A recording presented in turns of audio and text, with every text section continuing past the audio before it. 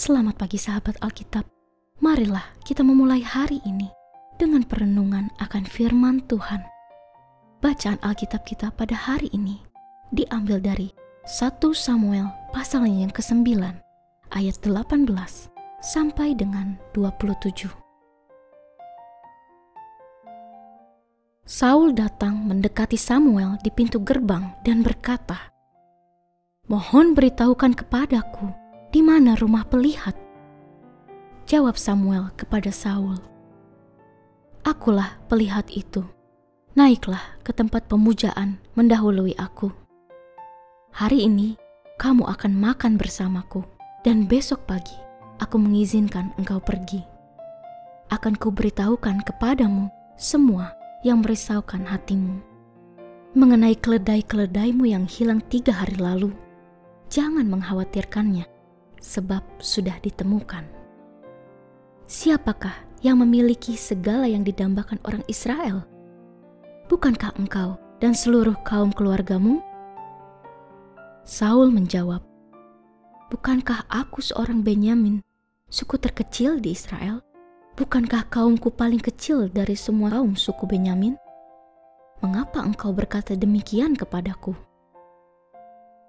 Lalu Samuel mengajak Saul dan hambanya, membawa mereka ke dalam ruangan dan memberi mereka tempat utama di depan para undangan yang berjumlah kira-kira 30 orang. Samuel berkata kepada juru masak, "Berikan bagian yang tadi kuberikan kepadamu dengan pesan, sisihkan ini." Juru masak itu mengambil bagian paha dan menghidangkannya di hadapan Saul. Samuel berkata, "Bagian yang disisihkan terhidang di hadapanmu. Makanlah, ini telah disimpan bagimu untuk perayaan ini, sebab aku telah mengundang umat." Hari itu Saul makan bersama Samuel.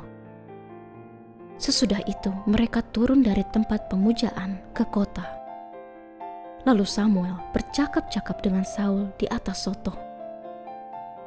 Mereka bangun pagi-pagi. Ketika fajar menyingsing, Samuel memanggil Saul yang ada di soto. "Bersiaplah, aku akan mengantar engkau pergi." Ketika Saul sudah siap, ia dan Samuel keluar bersama-sama. Mereka turun ke pinggiran kota. Samuel berkata kepada Saul, "Katakan kepada hamba itu supaya ia pergi mendahului kita." Hamba itu pun pergi. "Tetapi engkau, berhentilah sebentar. Aku hendak memberitahukan firman Allah kepadamu." Sahabat Alkitab, Saul diperintahkan oleh Samuel untuk menunggu sembari menurutinya perkataannya demi menyambut firman Tuhan yang akan segera disampaikan kepadanya. Saul diminta untuk mendahului Samuel ke tempat pemujaan. Saul diminta untuk ikut makan jamuan yang telah dipersiapkan.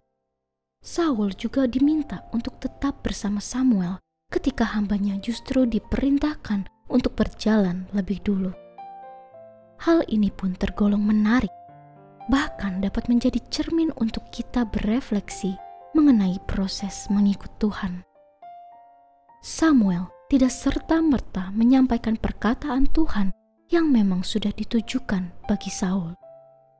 Namun Samuel meminta Saul untuk menunggu dan menahan diri dari segala agenda perjalanan pribadinya. Pada saat-saat awal, sebenarnya Samuel telah memberikan petunjuk mengenai rancangan Tuhan bagi Saul. Namun, semuanya masihlah menjadi teka-teki yang belum dapat dipahami sepenuhnya oleh Saul. Meski demikian, Samuel pun tidak begitu saja memberikan pesan sepenuhnya kepada Saul, melainkan ada proses yang perlu dijalani oleh Saul dalam menerima firman Tuhan. Sahabat Alkitab, di tengah proses perjalanan hidup bersama Tuhan ini, kita pun diajak untuk mampu mengendalikan diri atas segala dorongan dari dalam diri sendiri yang bisa saja muncul dalam kegelisahan, ketergesa-gesaan, ketakutan, nafsu, amarah, dan lain sebagainya yang hanya berdasar pada egosentrisme. Permenungan firman Tuhan pada hari ini pun telah mengingatkan kita untuk menahan diri dan mempersiapkan hati untuk menerima firman Tuhan, sehingga setiap tuntutannya dapat kita resapi dengan seksama dan merasuk ke dalam hati, pikiran, dan sikap hidup. Perkataan Samuel terhadap Saul sudahlah jelas. Bukan sekedar perintah, melainkan juga menjadi proses persiapan diri untuk menerima firman Tuhan, yaitu, "Berhentilah sebentar, aku hendak memberitahukan firman Allah kepadamu." Perkataan ini pun baik untuk kita maknai dalam kerendahan hati untuk sungguh-sungguh mendengarkan dan mengikuti firman Tuhan. Ingatlah, firman Tuhan terkesan terdengar samar karena kita terlalu terfokus pada hiruk-pikuk yang tidak lebih penting, bukan karena suaranya terlalu pelan untuk kita terima. Jadi, apa saja hiruk-pikuk dalam hidupmu yang dapat membuat suara Tuhan menjadi terdengar samar? Mari kita berdoa. Ya Tuhan, kami bersyukur atas petunjuk dan firman-Mu yang senantiasa menyertai hidup kami. Bimbinglah kami untuk belajar menahan diri dan mempersiapkan hati kami untuk menerima firman-Mu dengan baik.